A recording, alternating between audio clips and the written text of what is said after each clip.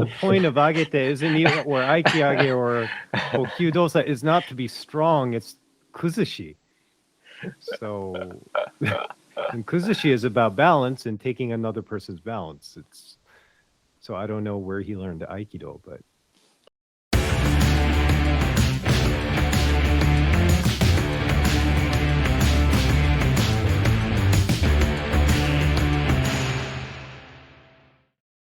If we were down here like this, and I showed this demonstration last time, go ahead and say it with me. So we're going to see a little semi-agete, kokyo-ho, kokyo-doso, whatever type exercise here. This demonstration last time on the leverage, if we're like this and Josh is pushing my hands straight down to the ground, so he's trying to lock my hands down. Now, if I try to go directly against Josh's force up into them, I can't do it. But if I change the force angle, all of a sudden I seem so friggin' strong. One. Well, the point of Agete isn't even, or Aikiage or Kyudosa is not to be strong, it's kuzushi. So, and kuzushi is about balance and taking another person's balance. So I don't know where he learned Aikido, but sorry. And by the way, I'm working with an Aikido Shihan right now. And while there are discrepancies and, different methods of approach, I mean, technically, Kokyu Dosa is not about strength. It's supposed to be about kuzushi. Like all Japanese arts at its core, when you grip somebody, it's like, how do I off balance this person in this inherently cool way that the other person can't do anything? And strength is never supposed to be a real component of that. And actually, it's looked down on in Japanese martial arts if you use an excessive amount of force to accomplish the goal, which is kind of why you start getting those daitoryu parlor tricks, which start looking really fake. But I'm digressing. Should continue. So another thing too is that it wasn't maybe necessarily an Agete video, but we've talked before about the video that Ark did with Maul Morni. And Maul, yeah. Yeah, Maul, yeah. So I mean, that was going back actually up along the same angle that he was exerting the force down too. So, I think this is something that Chris talked about in his actually first internal power video, which we didn't watch. And he's all about, well, let's just redirect it and go into a different angle. But that's not necessarily what you can demonstrate with Agete. By the way, I was hanging out with Ark just the other day, and he was like, look, I don't know if 99% of the viewers out there understand, but like normally when you do Agete, Aikiake, Kokyu Dosa, normally what happens is somebody grips your hands. Even if you do it properly, the force goes back into the other person. What you see is the person does this, which is proper and good. That's actually like getting them to do this is actually pretty hard in the beginning, right? He's like, I got Maul to go straight up like an elevator, and to the point where he lost his balance and I had to catch him.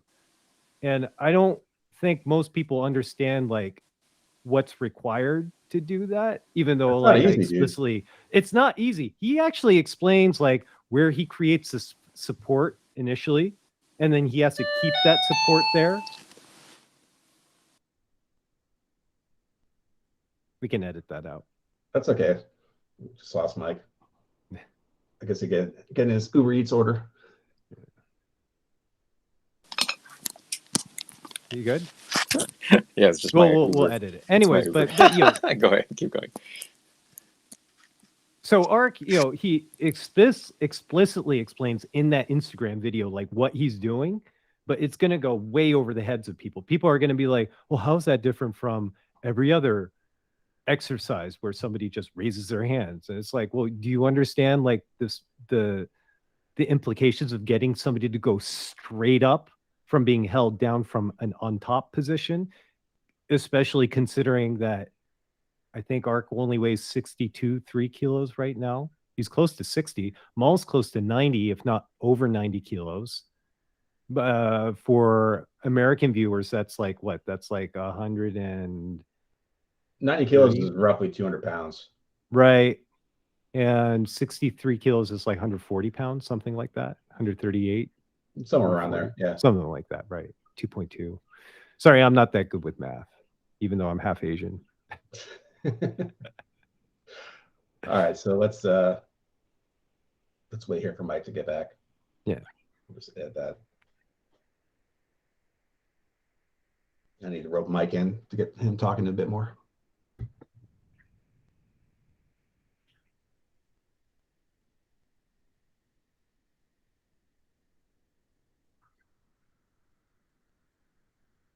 So is that your launch?